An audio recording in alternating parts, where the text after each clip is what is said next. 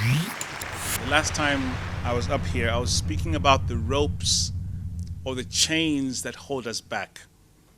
And I think, if you recall, we talked about a number of ropes, very real things that keep us from achieving the objective for which we were created, the purpose for which we were born.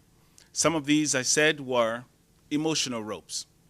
We can be held back by emotional things that actually keep us blinded from achieving that for which we were created. Number two are psychological ropes. Number three, physical ropes. Sometimes you have a medical situation, a disability, maybe an accident that can hold you back. And number four, I mentioned spiritual ropes. All of us at one time or another come into a place in life where we feel that we're held back. It's not that we don't have a vision or that we don't know what we want to do. It's not that we don't have the capacity or the ability. It's that somehow we find ourselves spinning our wheels, not able to go forward. The issue in life is not about being tied or being stuck. The issue is getting unstuck. We all get stuck at one time or another. But the question is, are you remaining in the position of being stuck, or are you getting out? Today I want to talk about one particular issue. You could also call it a rope that I believe hold many people back. It is the one thing that can hold you back but can also liberate you. Perception. The word perception evokes different meanings to different people. Let me just say that a perception is the way you see the world. Perception is the filter through which you absorb information that is around you. You see and interpret and reflect on things according to the perceptions that are in your mind. One of my favorite scriptures is Proverbs chapter 23, verse 7. I'm not going to preach. But this verse says, as a man thinks in his heart, so is he. Consider that for a minute. As you think, so you are. You are a sum total of your thoughts. You could also go on to say, as a man continues to think, so he remains. As you continue to think and reflect on things, if it has not changed from what you were, you will continue to be what you're going to be.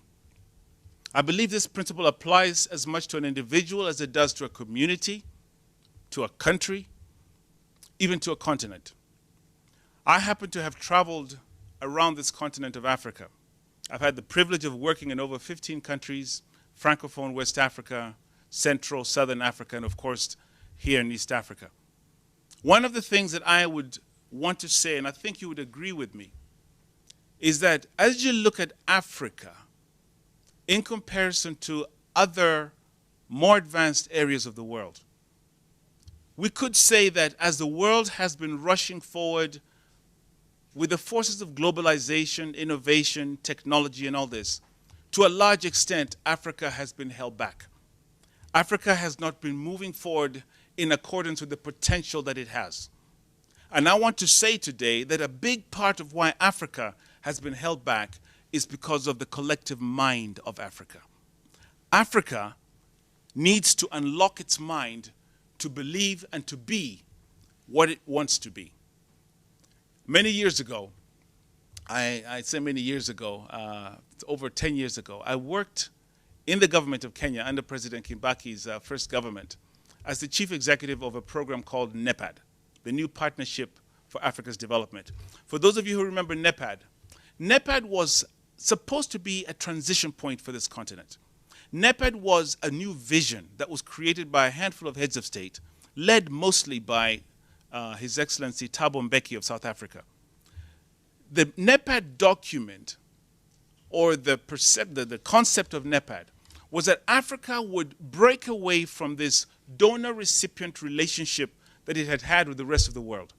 That NEPAD would be a moment in which African priorities was going to take the fore. African leadership, instead of being dependent, we would become self-dependent, or at least be in a position of equal partnership with those that we interact with around the world. NEPAD did not go far. NEPAD actually died, if you ask me, because at the end of all the rhetoric, at the end of all the stories and action plans and the communiques and the summits, we went back to what we were used to, begging. We had a plan, but we went to somebody else and said, will you make our plan work? And if they said no, our plan died. You know, a number of years ago, some scientists did an experiment. They took a jar, and in this jar they put some insects, some fleas. And then they put a lid on it, and they poked some holes so there would be fresh air and some things for the insects to eat to stay alive. And so what they would do is they would shake this bottle once or twice a day. These fleas would jump, and they would jump and they would hit the top of the lid, and after a while they'd fall back down. Again, later on in the day, they would shake this jar and they would leap and jump. They'd hit the top of the lid and they'd come back down. After a couple of days of this, they removed the lid from this jar. And then they came and shook this jar. You know what happened? These insects jumped, but they only jumped as high as the lid at the top of the jar. That even though they had been liberated and set free, they could not believe. They had been conditioned to believe. Their perception was that they could only go so far. Do you know somebody like that? Somebody who has been conditioned into poverty, into debt. Somebody who cannot believe that they deserve the good things in life. This is what I'm talking about when I talk about perception. Time does not allow me to unpackage all this, but let me leave you with 3 things. 3 points that I think will help you this year as you go forward. Number 1, write a new story for your life. I believe that those of you especially who are in the arts of drama and so on, you know that in a play there are the actors, and then you have the script writers and the directors. For a large extent of your life, you have been living and acting out a script that has been given to you. You were told about the world before you experienced the world.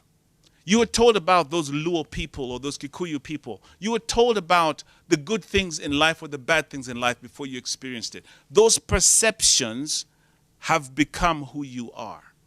It's time for you to stop acting and to become a scriptwriter and a director for your own life. Number 2, this is something that might seem a bit strange in this context, but get out and become a blessing to other people. There is power in giving. If you want to transform who you are, even how you think, you need to position yourself as an asset to society as opposed to a liability. It doesn't matter what your need is. It doesn't matter what your weakness is. There is something powerful and very transformative about being an asset to other people. Give a smile to that petrol station attendant. Give an extra tip to that waiter. Go out of your way to help somebody across the road, and you will see all this coming back to you. Number 3, feed your mind. What you feed in your mind, just like you feed in your body, becomes who you are. Feed your mind with positive things. Take the time and be deliberate and very intentional about what you put into your mind. Because your mind is who you are. You were created to succeed. You were created to achieve. You can do it. You will do it. God bless you.